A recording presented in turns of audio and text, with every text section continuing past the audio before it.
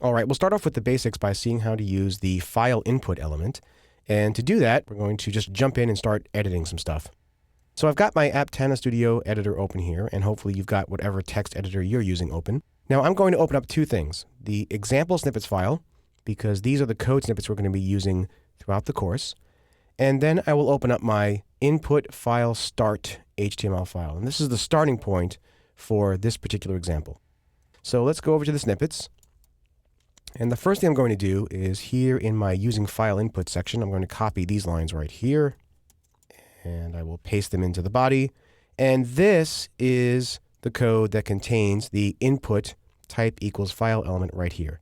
Now, you may have used this in the past, and if you have, then this will just be a little bit of a review for you.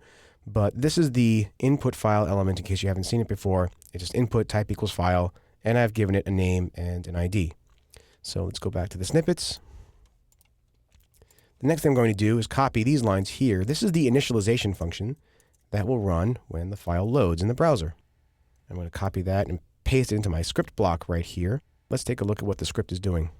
So you can see down here, I've got a window add event listener call that's listening for the load event. And when the window loads, it's going to call the init function, which is what I've just pasted in. Now, inside the init function, my first line right here checks to see if we actually have the file API available in this browser. And just like all good code does, anytime you try to use a browser capability, you should first see if it's available, because if it's not available and you try to use that capability, then your user is going to get all kinds of weird behavior and errors and so on. So we want to prevent that by checking to see if we already have the file API. Now, if we don't have the file API, then I'm showing an alert saying, hey, your browser doesn't have this, and then we return. Otherwise, down here, I'm getting a reference to the file element, which is the input that I just pasted in, and I'm adding an event listener to listen to the change event. And that's going to fire off when the user uses the file input element to select a file. Now, when that happens, the onFileChanged function will get called, which is what we're going to paste in next. So let's go to the snippets. And that's this guy right here. And we'll copy that, and we'll paste it. So now I have two functions. I have my initialize function, and I have my onFileChanged function.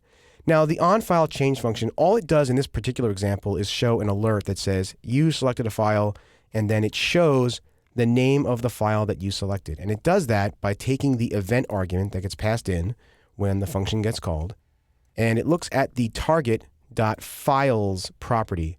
Now, if you're using an input file element that has multiple applied to it, there will be more than one file. If not, there will be one file, and that will be at location 0 in the files array. Now, this files property is the file list API interface that we talked about earlier, but notice I'm not using the interface name or anything. I'm just accessing this as if it were an array. And then I get the name property. And I'm going to show that to the user. All right, so let's save. And I'm going to bring this up in the browser. Now, for this particular example, I don't need to copy it to my web server because this is okay to run locally. So here in Aptana Studio, I'll just click the Run button, but you can bring this up in the browser however you decide to. I'll click Run, and here we are. So I'm going to choose a file, and I'm going to look inside the File Assets folder that comes with the exercise files, and I'll just choose one of these at random. I'll just choose this one, and you can see that when I select the file, the alert fires and says, you selected a file, and it's the file name that I selected. Okay, so that's just a quick review of using the input file element, and we're going to build on this throughout the rest of the course for selecting files.